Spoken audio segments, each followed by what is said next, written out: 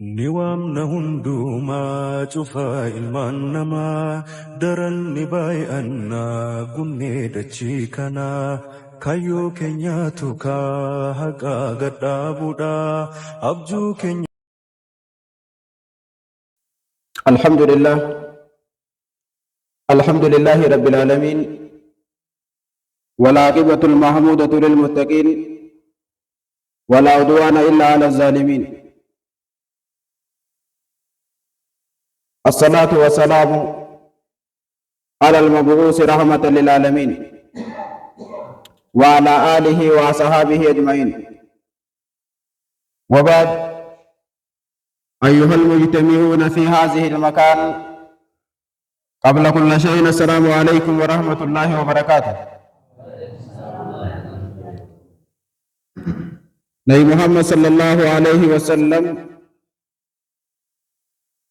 إن من الناس مفاتيحا للخير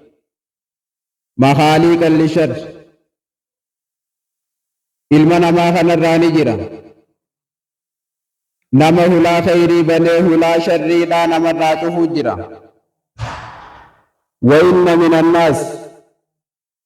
مفاتيحا للشر ومخاليقا للخير أما علمنا ما خنراني جرا نمه لا شري لا بنيه لا خيري لا تفجرا فطوبى لمن جعل الله على يديه مفاتيح الخير gammachuu jira milkiidhaa jira nama rabbiin maftaa milkiidhaa harka isaa kaaye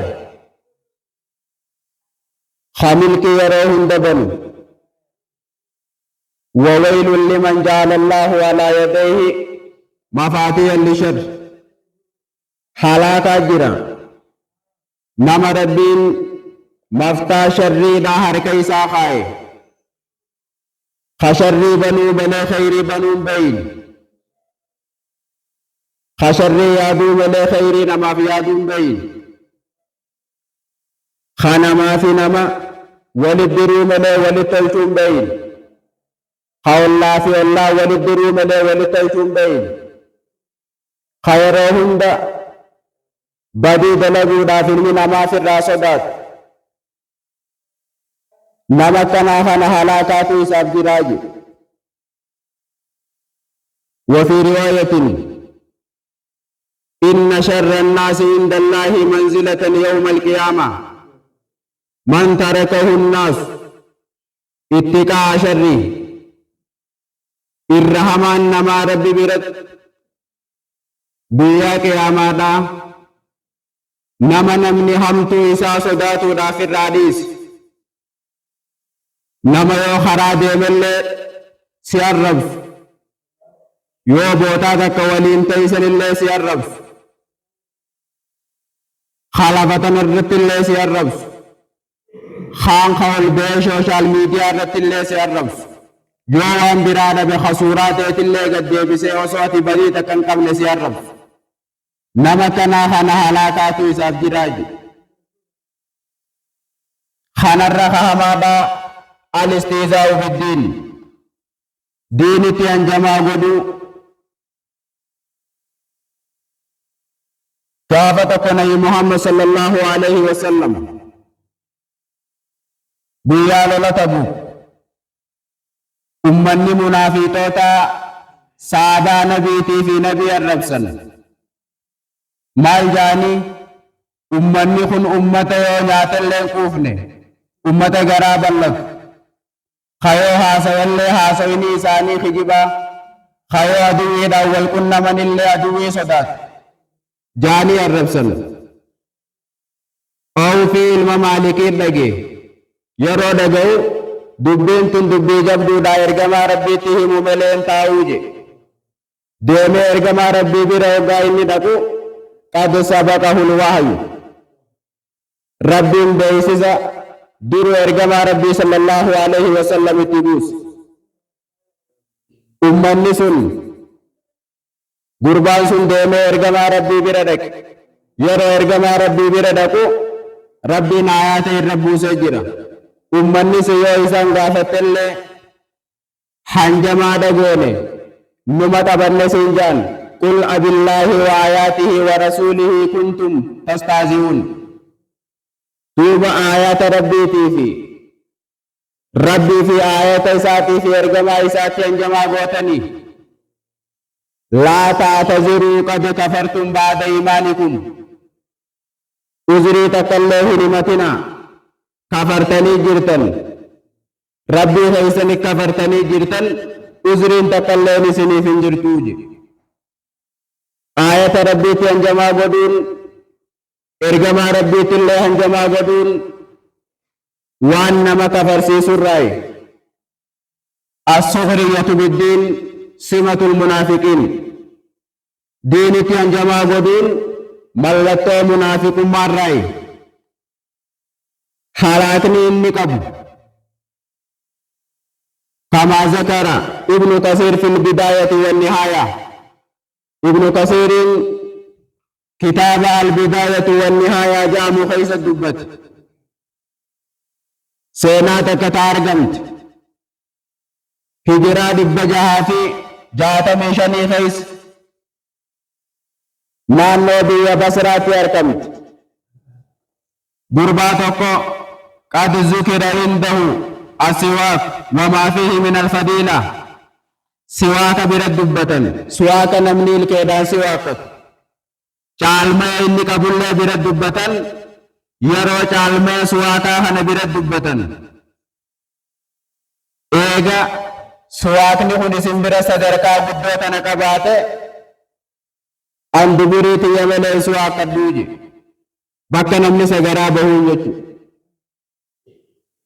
yeroo namni ilkees waaqatu eegale inni achis waaqatu eegale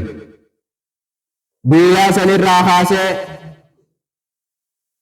baatii 9 yeroo inni fi ga'u ilmoo hantuutaa fakkaattu dhale ilmoo hantuuta fakkaatu kan mataan isiidhaa mataa qurxummii fakkaatu ta qarrinfoon isii 4 ta miilli isii 4 ilmoota na dhale yeroo ilmoota na dhalu intalti gurbaasanii ilmoota na mataa cafaytee dhagaadhaan ajjeefte yeroo kana wanni du'e sun hayawaanni sun isa kanaatu na ajjeese isa kanaatu marrimaan kiyyallee na cicciree jedhe guyyaa san booda guyyaa 2 taa'ee guyyaa 3ffaa keessa du'e kuni halaaka namni diin islaamaatti hanjamaa godhu nama diin islaamaa dubbatutti illee hanjamaa godhu halaakni isaa waan akkanaati diinitti hanjamaa godhuun karaa ummata qureeshii ummata yahudaa ummata nasaaraa ummata dabreeti إنا كفيناك المستهزئين يا محمد ورهن جما سبب هند نوت إسان الراسيف يا ربي سبحانه وتعالى إسانجي بيا مكة خيسا نمشن جرا من قد نمشن خهن جما نساني لفي نمجبسف الوليد بن مغيرة tokko waliid ilma mughiraat khalamma faada as bin wa'il khansada faada aswad bin abdul muttalib khafra faada aswad bin abd yahus khanshana faada haris bin qaisi jarri kun ummata yeroo diin dubbatanillee diinitti hanjamaa godhu yeroo nabii sallallahu alaihi wasallam diinitti ummata yaamullee khaysatti hanjamaa godhu khana rabbiin innaa kafaynaaka almustahzi'iin warra hanjamaa godhu hunda nuutu isaanirraa siifif gaya ummanni munaafiqoota guyyaa tokko nabi muhammad sallallahu alaihi wasallam sadaqaa kannatuudhatti ajaje yeroo kana Abdurrahman bin Awf faan dirhama 4,000 fuudhee dhufe. Hayoonii fi ol fuudhan harki nama dadhabu.